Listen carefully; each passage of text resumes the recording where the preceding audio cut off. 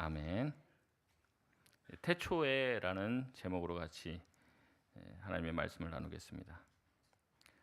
새해가 시작이 되면서 저희 교회 또 기도 제목을 적어내라 이렇게 말씀을 드렸는데 성경 일독 하게 해주세요 이렇게 기도 제목 적으신 분들이 꽤 있더라고요.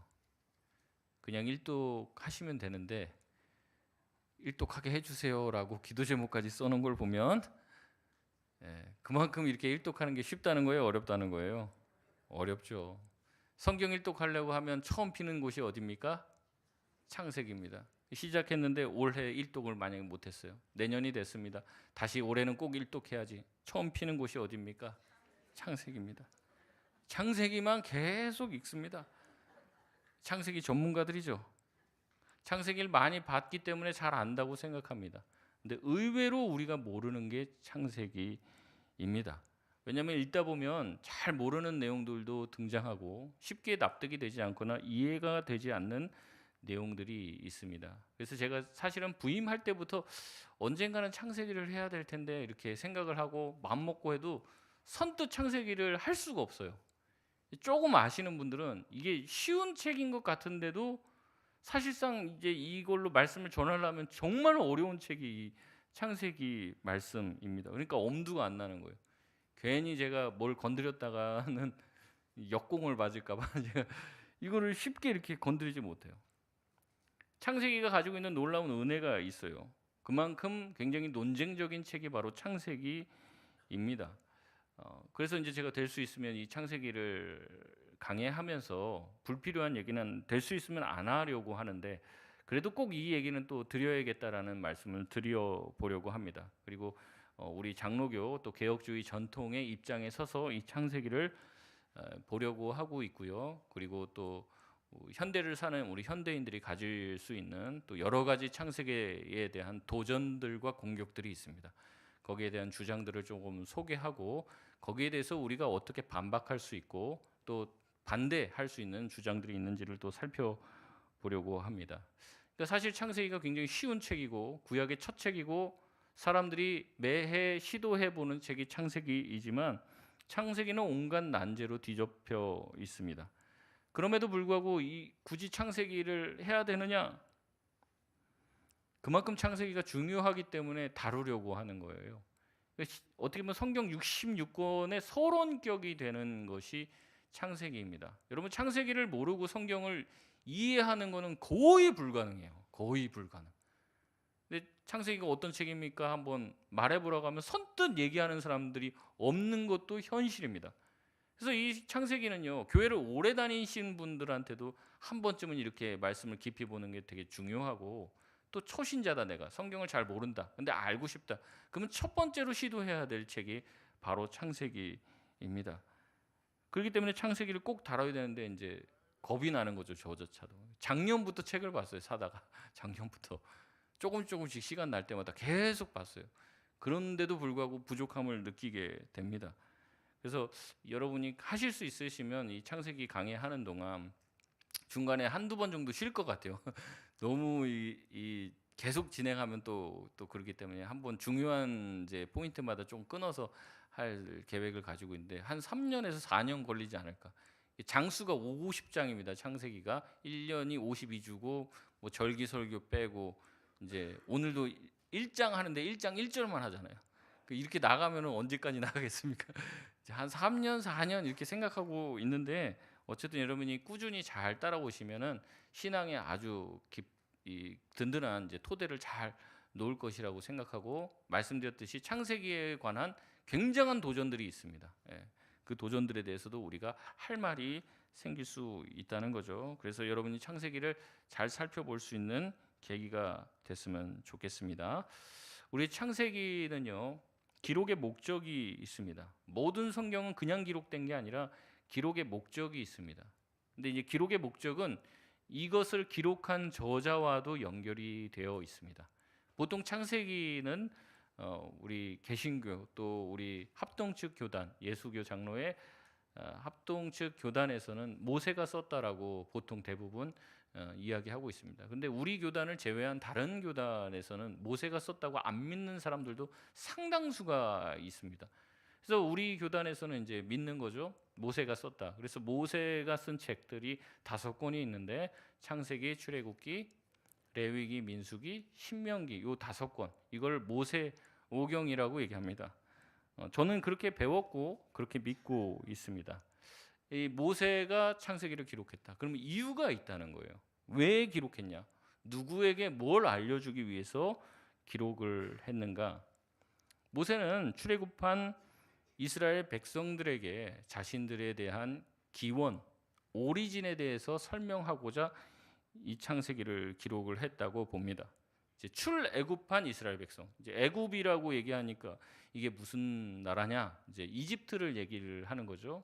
그래서 예전에는 프랑스를 블란서라고 부르기도 하고, 이제 스페인을 한문으로 쓰면은 이제 서바나라고도 하고, 하나만 더 해보겠습니다. 이탈리아를 뭐라고 그랬어요? 이태리라고 했죠. 그래서 이태리 타월 뭐 이런 거 있는 거 아닙니까? 그래서 이집트를 애굽이라고 불렀던 거죠. 그래서 한자어로 출애굽. 이제 우리나라 말로 풀면은 애굽, 그러니까 이집트 탈출기 정도 되는 거죠. 그 이집트를 탈출한 백성들이 이제 모세에게 묻는 거예요. 우리를 출애굽시킨, 이집트를 탈출하게 하신 그 신적 존재가 도대체 누구냐? 그리고 우리가 왜 어쩌다가 여기서 이렇게 남의 나라에 와갖고 여기서 타향에서 종살이를 하면서 살게 되었느냐, 이런 것들을 물어본다는 거죠. 잘 배운 사람도 있지만 그렇지 못한 백성들도 있었던 거예요. 그러니까 모세가 이걸 정리할 필요가 있는 거죠. 우리를 택하시고 애굽에서 출애굽시킨 그 하나님은 어떠한 하나님인지, 우리의 조상은 누구인 건지, 우리를 출애굽시키신 그 하나님이 어떠한 목적과 계획을 가지고 우리의 선조를 택하셨고 우리가 어떠한 과정들을 통해서 이렇게 애굽까지 오게 됐는지를 설명할 필요를 느끼게 된 겁니다.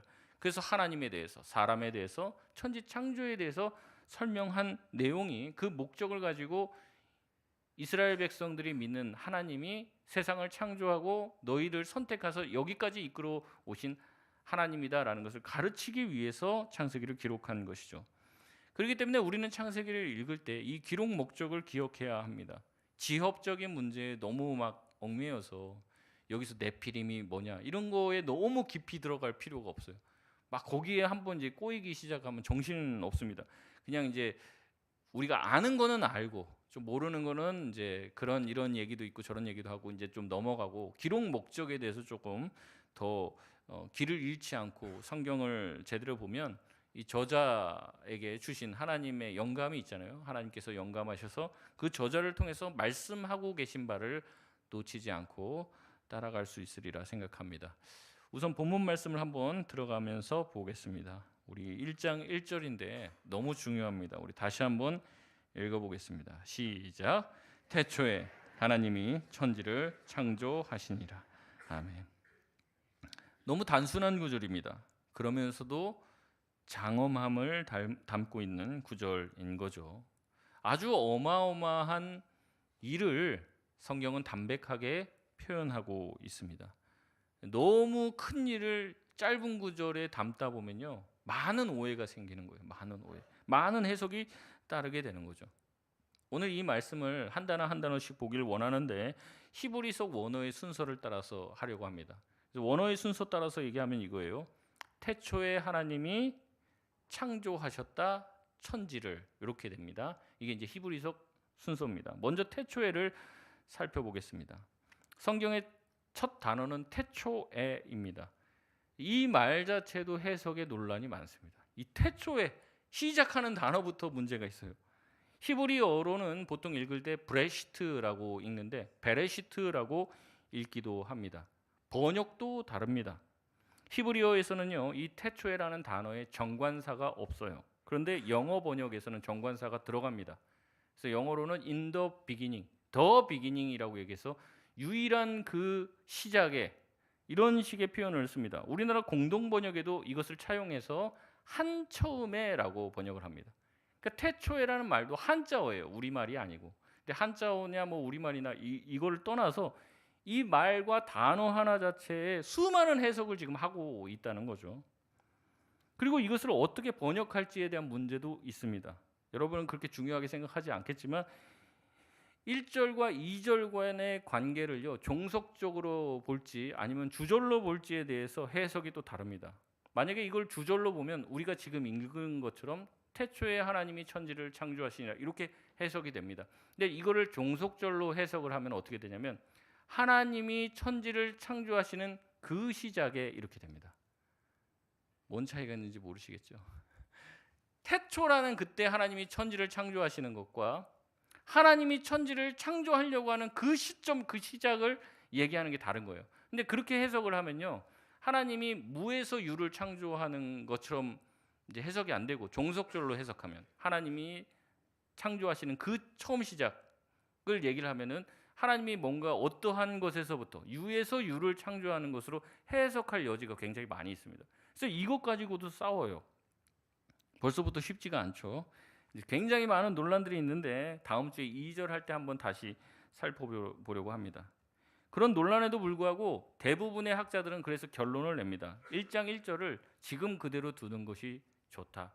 그러니까 이제 이렇게 해석하는 거예요. 태초에 하나님이 천지를 창조하시니라. 어떻게 창조하셨냐? 이제 들어가는 거예요. 2절부터 어떻게 창조하셨는지 설명을 한다는 거죠. 이게 시간 순서상으로 배열한 게 아니라 처음에 선포를 딱 하는 겁니다. 태초에 하나님이 천지를 창조하셨다. 어떻게 창조하셨는지 그렇게 쭉 나오면서 3절부터는 첫째 날에 이렇게 나오는 거죠. 생크스라고 하는 학자는 1장 1절을 그대로 둬야 된다 주장하며 이렇게 말합니다. 왜 절망적으로 멋없는 구문으로 묘사된 번역을 채택하는가? 이는 세상에서 가장 위대한 책의 숭고한 시작을 망치는 구문이다라고 얘기하면서 1장 1절을 그대로 둬라. 이거를 종속적으로 해석할 여지가 있다고 해서 그렇게 하지 말라라고 얘기하는 거죠. 먼저 태초에라는 구절은 우주의 시작이 있었음을 알리는 구절입니다. 시작이 있었다는 건 뭐가 있을까요? 끝이 있다는 말이죠. 성경의 우주관은요, 시작과 끝이 있는 직선적 세계관입니다. 시작이 있다면 그 시작은 항상 어디를 향해 달려갑니까? 끝을 향해 달려간다는 거죠. 종종 사람들은 세상이 영원하거나 반복적이라고 생각을 합니다. 그러나 성경은 그렇게 말하지 않습니다. 시작이 있었고 끝이 있다고 말합니다. 시작과 끝은 늘 한 쌍을 이루게 되는 거죠. 끝이 없다면 계속 반복될 뿐이니 무슨 영원함이 있고 시작이 무슨 의미가 있겠습니까? 그런 의미에서 성경은 태초에라는 말로 시작을 하고 있고 그것은 끝을 의미하고 끝을 염두에 두고 하는 말이라는 거죠. 실로 이 세상은 시작과 끝이 있습니다. 모든 것은 다 시작과 끝으로 이루어져 있습니다. 사람 또한 마찬가지죠. 시작하는 날이 있으면 끝나는 날이 있습니다. 태어남이 있으면 죽음이 있다는 거죠. 일을 시작하는 날이 있으면 일을 내려놓는 날도 있습니다. 어찌 보면 인생이 그렇습니다. 태어나면요, 그 다음부터 어디를 향해 나아가는 거예요? 죽음을 향해 나아가는 겁니다. 언제 죽을지는 몰라요. 그래도 죽는 날에 우리가 점점 더 가까워지고 있는 것은 사실입니다. 이것을 통해서 우리 인생이 유한하다는 것을 알고 있는 거죠. 그러면 단순히 끝을 말하기 위해서 시작을 말하는 것이냐? 그렇지는 않습니다. 하나님이 뭔가를 태초에 시작하셨다는 의미는 분명히 하나님이 어떤 목적과 의도를 가지고 있다는 거죠. 여러분, 뭔가를 시작할 때 아무 의미 없이 시작하는 게 있습니까? 하나도 없어요. 자식을 낳을 때도 마찬가지고 우리가 어떠한 새로운 일을 시작할 때도 마찬가지입니다. 시작할 때는 어떤 목적을 가지고 시작을 합니다. 그런데 어떤 사람들은 이 세상에 아무 목적이 없는 무목적과 우연으로 이루어졌다고 생각을 합니다. 목적을 모른다고 해서 목적이 없는 것은 아닙니다. 하나님은 목적을 가지고 세상을 창조하셨고 창조를 시작하셨습니다. 우리를 창조하셨고 우리를 이 땅에 보내주셨죠. 그리고 그 목적을 이루기 위해서 우리를 그곳으로 인도해 나가시는 거죠. 시작하게 하시고 그 목적에 도달하게 하시는 분이 바로 하나님이신 줄 믿습니다. 그렇기 때문에요, 하나님은 이 세상을 지금도 운행하시는데 우리가 보기에는 그래요. 세상이 나라가 하수상하고 난리법석이 난 것 같이 보일지 몰라요. 역사는 때로는 퇴보하는 것처럼 보일지 모릅니다. 그러나 그렇지 않습니다. 하나님은 자신의 계획을 따라, 자신의 목적을 따라 이 세상 모든 만물을 움직이고 계시는 줄 믿습니다. 종말을 향해, 끝을 향해 이 세계는 반드시 진행하고 있다는 거죠. 다시 본문으로 돌아가 보겠습니다. 하나님은 태초에 어떤 일을 하셨습니까? 천지를 창조하셨다라고 얘기합니다. 먼저 등장하는 것은 하나님입니다. 성경은 하나님을요 증명하지 않습니다. 당연한 듯 태초에라는 단어 다음에 하나님을 이야기합니다. 히브리어 원어로는 엘로힘입니다. 아무것도 없는 그때에 하나님께서 태초에 창조를 시작하셨다고 말합니다. 이것에 대해서 리처드 도킨스는 만들어진 신에서 이렇게 말합니다. 하나님이 모든 것을 창조했다면 그 하나님을 창조한 자는 누구인지 물어봐야 한다. 무슨 전제를 가지고 있어요? 다 모든 게 만들어졌다면, 하나님이 모든 세상을 만들었다면 그 하나님을 만든 존재는 누구냐라고 얘기하면서 하나님 자체도 누군가가 만들어진 존재일 수밖에 없다라는 주장을 하는 거예요. 이런 생각은 할 수가 있죠. 그러나 이 생각은 조금만 생각을 가지고 깊이 들여다보면 금방 반박이 가능합니다. 이 세상의 모든 것은 원인이 있고 결과가 있어요. 인과관계라는 거죠. 제 아들이 있다는 것은 그 위에 누가 있다는 거예요? 아버지가 있다는 거고, 그 아버지가 존재한다는 건 뭐예요? 할아버지가 있다는 거죠. 거꾸로 계속 한번 무한히 소급해서 거꾸로 올라가 보겠습니다. 한번 상상을 해보십시오. 그러면 쭉 올라가면요, 누군가 정점에는 누가 태어나지는 않으면서도 누군가를 출생하는 존재가 반드시 필요합니다. 그것 없고 계속 무한히 거꾸로 올라가도 계속 아버지가 계시고 이렇게 존재하진 않아요. 끝까지 올라가면, 무한히 소급해 올라가면 어떤 누구에게도 영향을 받지 않으면서 모든 세계에 영향을 끼치는 어떤 절대자가 존재할 수밖에 없다는 것이죠. 누구에게도 영향을 받지 않으면서도 모든 존재들에게 영향을 주는 존재가 있지 않고는 세상은 구성될 수가 없습니다. 우리는 그분을 하나님이라고 믿습니다. 그럼에도 불구하고 무신론자들은 우리가 그냥 우연의 산물이라는 거예요. 어떻게 해야 돼? 그 무한히 소급해서 올라가는 그 상상 또한 어리석은 거다. 그냥 우리는 그냥 우연의 산물이다. 우연과 또 돌연변이와 이런 식으로 얘기하는 거죠. 기독교 역사 속에서도 이 하나님이라는 존재를 증명하기 위한 많은 시도들이 있었습니다. 그리고 무신론자들도 하나님의 없음을 증명하려는 많은 시도들이 있었습니다. 그럼 성경에서는 뭐라고 얘기할까요? 아무 말도 하지 않습니다. 성경은요, 하나님에 대해서 증명하려고 하지 않아요. 하나님이 그냥 계시다는 것을 그냥 말할 뿐입니다. 하나님이 어떻게 계시는지, 어디에 계시는지 설명하지 않습니다. 창세기 처음부터 하나님은 존재하시는 분으로 이야기합니다. 태초에 하나님은 무엇인가 시작되기 전에 하나님은 존재하시는 분이라고 하나님을 언급하고 있는 것이죠. 특별히 신학자들은 여호와라는 단어가 아니라 하나님이 엘로힘이라는 단어를 쓰면서 하나님이라고 자신을 소개한 것에 대해서, 하나님은 단순히 이스라엘의 하나님만이 아니라 이스라엘 모세에게 알려준 이름이시잖아요. 내가 스스로 존재하는 자다, 여호와 하나님이다, 이렇게 알려주신 것인데, 그렇지 않고 자신들이 출애굽해 나온 이 이집트, 그리고 세계 모든 만물들을 창조하시고 다스리고 통치하시는, 그래서 이스라엘을 뛰어넘는 하나님이시고 신이시다, 완전하시고 또 위대하시고 창조하신 분이다라는 의미로 이 엘로힘이라는 단어를 사용하신다는 거죠. 태초에 하나님이 어떠한 일을 하셨습니까? 천지를 창조하셨습니다. 여기서 천지는 직역하면 그 하늘과 그 땅입니다. 그러니까 하늘천 땅 지자를 써서 어떻게 돼요? 천지라고 번역을 한 거죠. 그럼 하나님이 태초에 하늘과 땅만 만드셨냐? 그 얘기를 하는 게 아니에요. 일종의 제휴법입니다. 그러니까 이제 빵이 아니면 죽음을 달라, 그러면 밥 주면은 나 죽겠다, 이런 얘기입니까? 빵을 안 주고 난 밥 주면 죽겠다, 이게 아니죠. 식량을 주지 않으면 차라리 내가 죽는 게 낫다, 이런 식의 표현입니다. 그러니까 식량이라고 하는 전체에 대해서 빵 하나로 이제 전체를 비유하는 거죠. 마찬가지입니다. 이 세상 모든 만물을 대신해서 하늘과 땅 이렇게 이야기를 하는 거죠. 하나님께서 이 세상 모든 만물을 만드시고 창조하셨다는 거예요. 하나님께서 창조하셨다는 것은 하나님은 창조주지 피조물이 아니라는 말씀을 합니다. 고대에는 태양이나 달이나 자연 만물을 섬겼습니다. 아니면 그 자연 만물을 관장하는 신을 섬겼습니다. 그래서 태양을 섬기기도 했고 태양을 주관하는 태양신을 섬기기도 했습니다. 그러나 오늘 성경에서는 얘기하는 거죠. 하나님은 전혀 그런 신이 아니에요. 태양을 만드신 분이고 달과 모든 만물을 만드시는 분이십니다. 고대에는 태양의 신, 바다의 신, 풍요의 신, 다산의 신을 섬겼지만 성경은 그렇게 말하지 않습니다. 하나님은 완전히 다른 존재고 모든 만물을 다스리시는 유일하고 완전한 이 세상의 모든 만물을 창조하시고 그 모든 만물의 기원이 되시는 분이라고 설명하고 있습니다. 그래서 하나님은 창조하시는 분, 창조하신 분이시죠.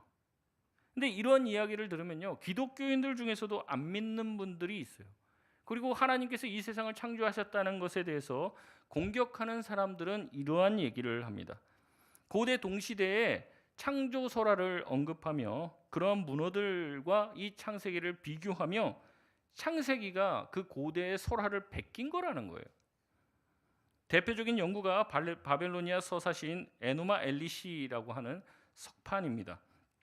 메소포타미아 신화 중에서 창세 신화에 관한 내용이 등장하는 가장 오래된 석판입니다. 이 고대 바벨로니아인들은요, 이 에누마 엘리시를 매년 열리는 신년 축제, 우리 같은 경우에 이제 특세 같은 거죠. 할 때마다 이거를 낭송하면서 같이 나눴다는 거예요. 근데 이 내용이 뭐냐면요, 이게 신들의 전쟁이에요. 이제 핵심적인 내용은 신들이 이제 싸웠다, 고대 신들 이런 신 저런 신들이 있는데 많이 싸웠어요. 싸웠는데 싸움의 결과, 싸움의 부산물이 뭐냐면 이 세상을 만들게 된 겁니다. 그리고 인간을 만들게 된 거예요. 간단히 제가 요약해서 말씀드리면 에아라고 하는 신이 있는데 그의 신의 아들인 마르둑이 있습니다. 이 마르둑이라는 신이 이 티아마트라고 하는 여신과 같이 싸워요. 그래서 이기게 됩니다. 그래서 티아마트의 시신을 반토막을 냅니다. 그래서 반은 이제 땅을 만들고 반은 하늘을 만듭니다. 이런 식으로 만들어졌다는 거죠. 그러면서 이제 학자들이 얘기하는 거예요. 이거 봐라. 하나님이 태초에 천지를 만드셨다라는 이 창세기 1장 2절의 구절이 이 바벨로니아 서사시에 나와 있는 에누마 엘리시에 나와 있는 이 내용과 유사하지 않냐? 이거 베꼈다 이 말이에요. 어떤 사람들은 창세기의 내용이 또 창세기 홍수 기사가 길가메시 서사시나 아트라하시스라고 하는 이 고대에 내려왔던 설화에서 유래됐고 차용해야 했다라고 얘기하기도 합니다. 근데 여러분 이거를 조금만 찾아보시거나 진지하게 읽어보시면요, 창세기는 고대의 설화와 또 고대 근동에서 있었던 어떠한 창조 신화와는 현격히 다름을 느끼게 됩니다. 제가 지금 이렇게 말씀드리는 게 그냥 목사니까 저렇게 말하지, 그게 아니에요. 이거 다 위키피디아에 있습니다. 인터넷 쳐보세요. 길지도 않아요. 석판 7개 나와 있는 글이 얼마나 길겠습니까? 여러분 10분만 있으면 그거 다 내용 읽으실 수 있어요. 읽어보시면요, 창세기와 유사한 게 거의 없어요. 근데 뭐라고 얘기냐면 석판이 7개예요. 그러니까 이제 하나님이 세상을 며칠 만에 창조했어요. 7일 만에 창조했다 이렇게 얘기하니까 그거 봐라, 똑같지 않냐, 이런 식으로 얘기를 하는데 너무 어처구니가 없는 거예요. 제가 봤을 때. 여러분 얼마나 많은 차이점이 있냐면요, 가장 큰 차이점이 뭐냐면 신에 대한 계보가 창세기는 전혀 나와 있지 않습니다. 이 고대 근동 설화의 특징이 뭐냐면요, 신들의 기원과 계보가 길게 서술되는 거예요. 어떤 신과 결혼해서 어떤 신을 낳았고 이 신이 또 누구랑 싸웠는데 얘가 또 질투했고 맨 이런 내용이에요. 그 누가 누구를 했는데 요 사람은 또 여기 서자고 뭐 이런 식으로 서술이 길게 나옵니다. 근데 창세기에서 하나님을 설명할 때 그런 내용들이 나오나요? 전혀 안 나와요. 아까 말씀드렸잖아요. 그냥 하나님이에요. 그냥 하나님. 그런데 대부분의 고대 근동설화는 다 그게 있어요. 당군 신화 보면 어떻게 됩니까? 그것도 다 있어요. 다 내용이. 누가 있고 옛날에 곰이 있고 호랑이가 있고 둘이서 마늘 먹었는데 어쩌고저쩌고 막 그 얘기하는 거예요. 그 내용이 많단 말이죠. 근데 성경은 전혀 그런 내용이 없습니다. 창세기에 하나님은 본질적으로 바벨로니아 근동 지역에 있는 설화에 있는 신과는 전혀 다르다는 거죠. 창조 또한 신들의 전쟁에 의한 부산물이 아니었습니다. 하나님은 의지와 목적을 가지고 세상을 창조하셨습니다. 하나님의 절대 주권과 능력을 행사하셨다는 거죠. 의지를 가지고 그렇게 하셨다는 거예요. 하나님이 이 세상을 창조한 창조의 정점 무엇일까요? 누굴 만든 것입니까? 인간을 만들었죠. 사람을 만들었어요. 사람을 만들었는데요. 어떻게 만들었냐면 사람을 하나님의 형상을 따라 하나님의 모양대로 만들었다고 얘기합니다. 그리고 만든 인간을 하나님과 교제할 목적으로 하나님과 거의 동등된 수준으로 인간을 만든 거예요. 물론 하나님과 인간이라고 하는 격의 차이는 있지만 그럼에도 불구하고 하나님은 우리 인간을 하등하게 만들지 않았습니다. 노동이나 시키고 하나님이 시킨 대로 막 굴리기 위해서 만든 게 아니라 하나님과 교제하기 위해서 하나님은 교제의 목적으로 인간을 만드셨습니다. 인간은 하나님을 닮은 존재요, 신적 존재로 만들어졌습니다. 그러나 고대 설화에 나오는 내용을 보면요, 인간은 신들의 노예일 뿐이에요. 하수인이에요. 인간들은 신의 장난감에 불과합니다. 어디도 그 인간을 하나님적인 어떤 형태로 바라보지 않는다는 거죠.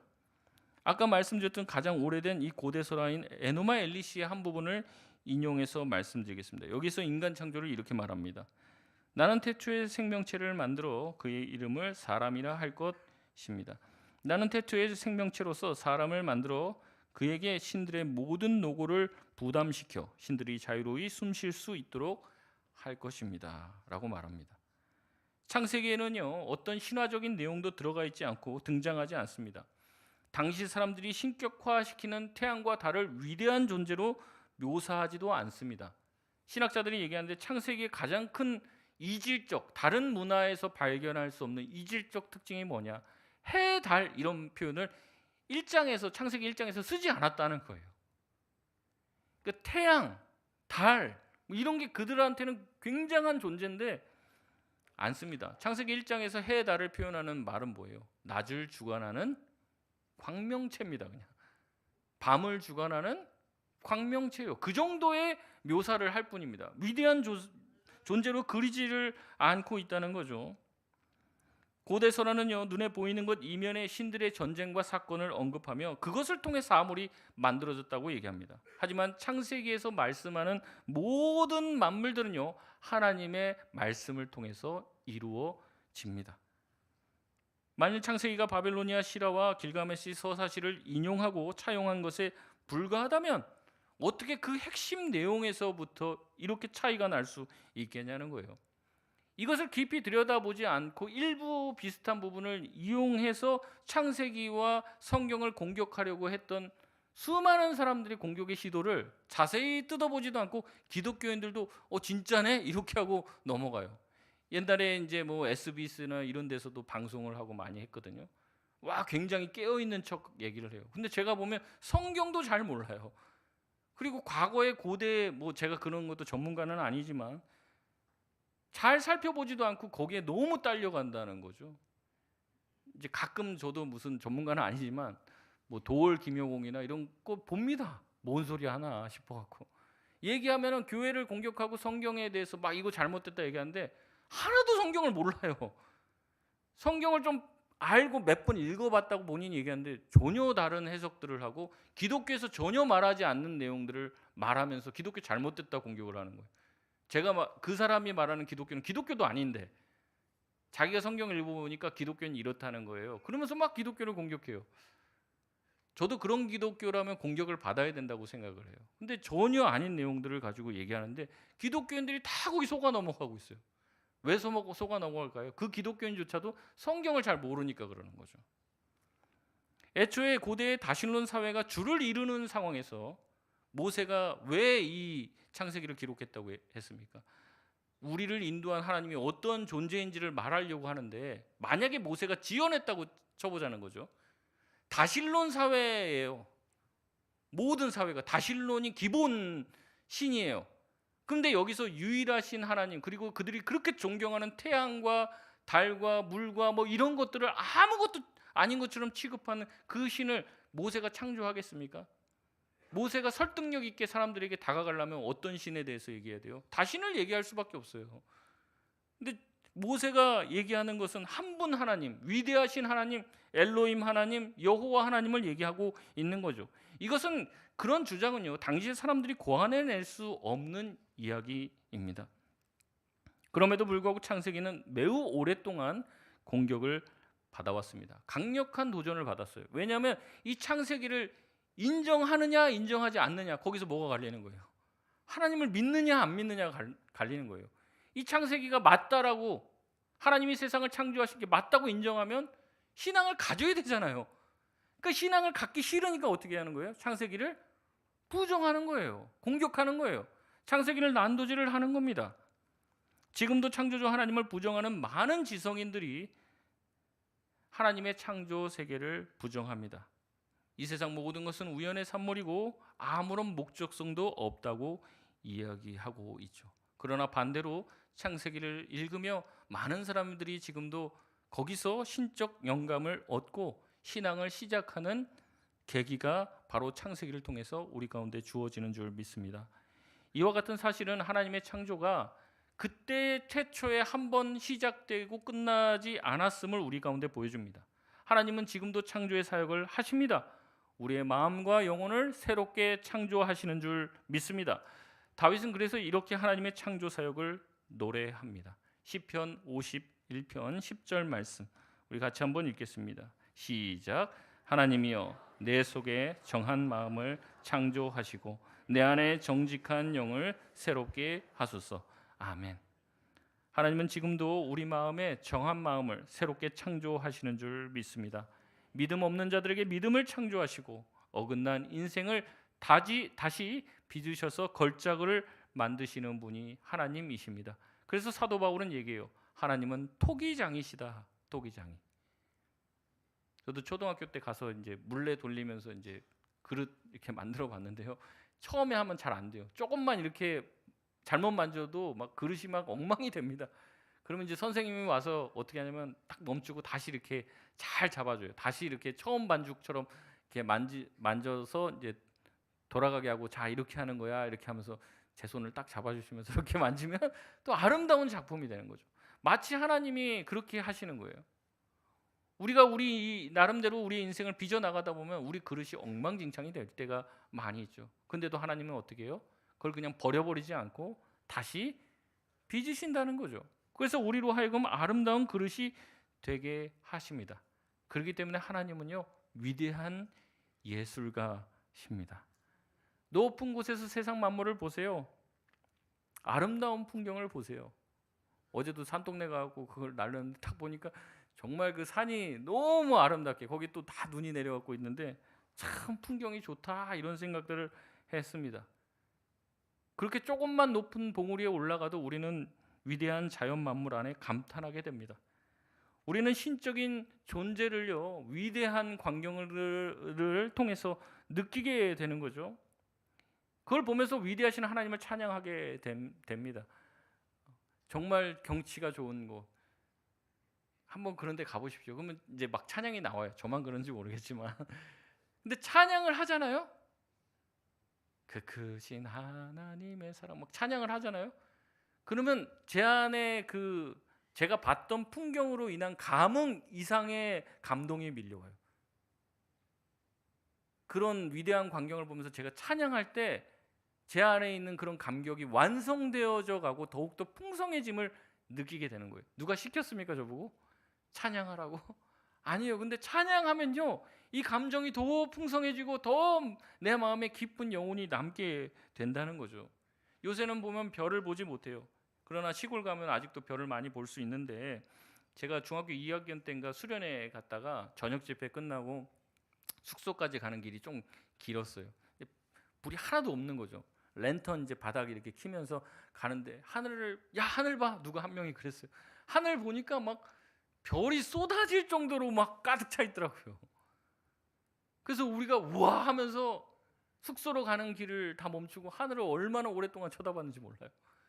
그 하늘에 수없이 쏟아지는 그 하늘에 있는 수많은 별들을 보면서 하나님의 위대함을 다 느끼는 거죠. 그래서 누가 시작했는지 모르겠는데 한 명이 찬양하니까 다 같이 찬양을 하는 거예요. 저녁 집회 끝나고 은혜 받고 서로 기도한 그 같이 손을 잡고 내려오는 그 길에 하늘을 보면서 서로 찬양을 하는 거예요. 그래서 정말 하나님 너무 너무 좋다. 하나님 너무 위대하시다. 우리가 이런 찬양을 하는 거죠. 여러분, 짐승들이 하늘 보면서 야 대단하다, 아우 막 하면서 감탄합니까? 안 그래요. 자연을 보면서 감탄할 수 있는 존재는 사람밖에 없어요. 사람만이 그걸 느끼는 거예요. 영적인 존재이기 때문에 그걸 감응하는 거죠. 하나님의 형상을 닮아 만들어진 인간만이 하나님의 작품을 보고 하나님의 흔적을 느끼고 하나님의 지문을 보게 되는 거죠. 하나님의 살아계심을 그렇게 느끼게 되는 거예요. 그래서 깨닫게 되는 것보다 깨닫게 됩니다. 하나님께서 세상을 창조하셨구나. 말씀을 마치겠습니다. 하나님께서 이 세상을 만드시고 창조하셨음이 믿어지시길 소원합니다.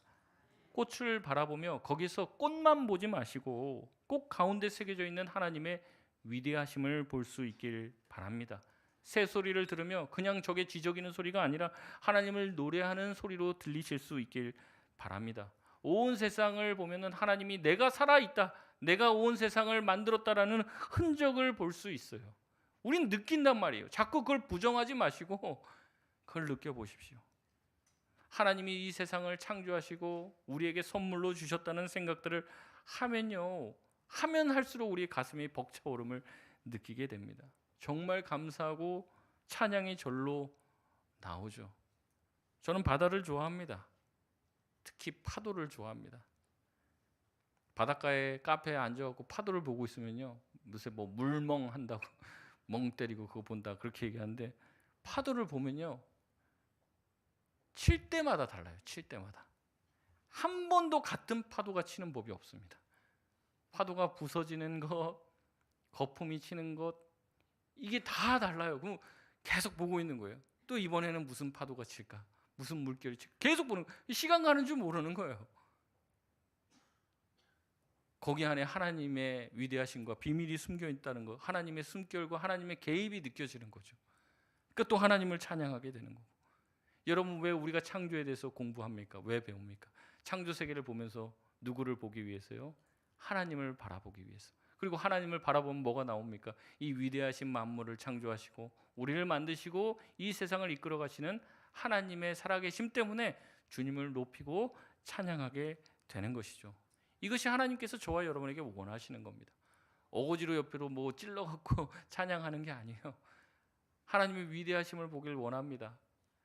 교회로 오시는 과정 가운데서도 맨날 땅만 보지 마시고 하늘도 보시고 주위의 꽃도 보시고 눈송이 떨어지는 것도 보시고 여기서 하나님의 숨결을 느끼시길 바래요. 삭막하게 살지 마시고 우리의 삶 가운데서 하나님께서 만드신 이 창조 세계를 감탄하며 주님께 찬양 돌리며 영광 돌리는 삶을 살 수 있는 풍성한 삶을 누리는 저와 여러분 되시길 바랍니다. 우리 시간 찬양하고 기도하도록